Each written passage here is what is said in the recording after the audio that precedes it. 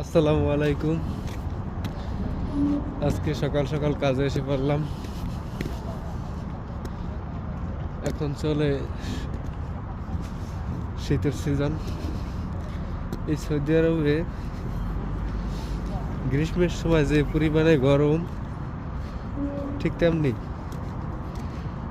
শীতের সিজনেও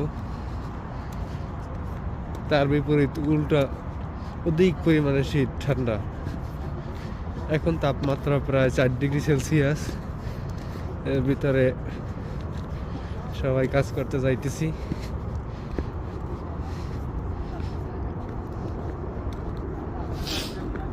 অনেকদিন যাবত আমি এই কোম্পানিতেই কাজ করি। আমি যখন প্রথম আসছিলাম এই বিল্ডিংগুলো হয় নাই, নিচের যে স্লোপ বা বেজের কাজ চলছিল,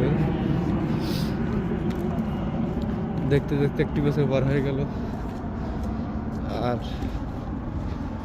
বিল্ডিংও তৈরি হয়ে গেল। এগুলা